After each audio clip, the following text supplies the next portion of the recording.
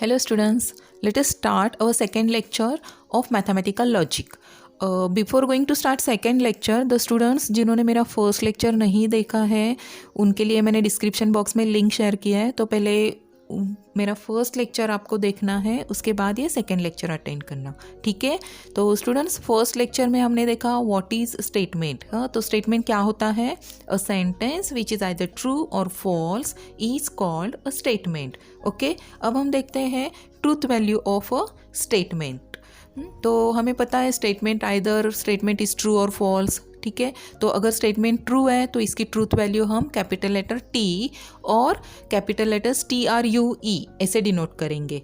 And if your statement is false then truth value is capital F और you can write it as capital letters FALSE, but this writing is not convenient, right? So therefore we use capital letter T if statement is true and capital letter F if your statement is false as a truth value.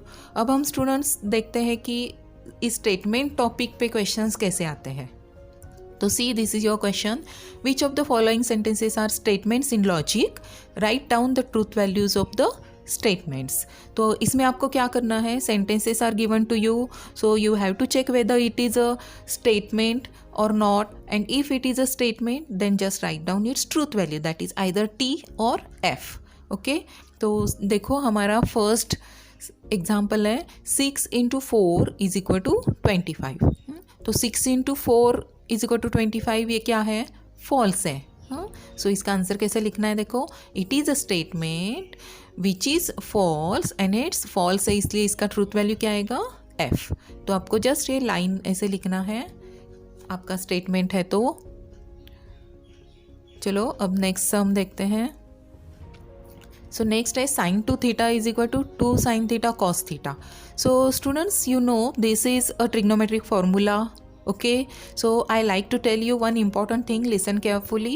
See, all mathematical identities are always true statements. ठीक है, सो ये आपको याद रखना है, कोई भी mathematical identity होगी तो इसे ट्रू स्टेटमेंट कंसिडर किया जाता है। तो अब यहाँ पे बस आपको चेक करना है कि ये आइडेंटिटी राइट है या रॉन्ग है। हाँ, तो बस मतलब उससे आपको ट्रूथ वैल्यू लिखना है इसलिए।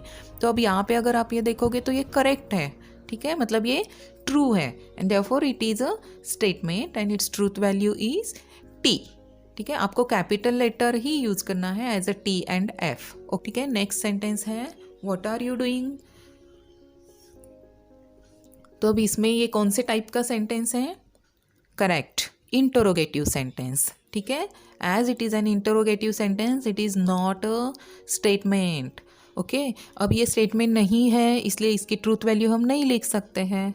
Okay, now let us move to next sentence, he is a doctor. Okay, तो which type of sentence it is? Yes, correct. It is an open sentence, and as it is open sentence, it is not a statement. तो students आपको समझ में आया कैसे लिखना है?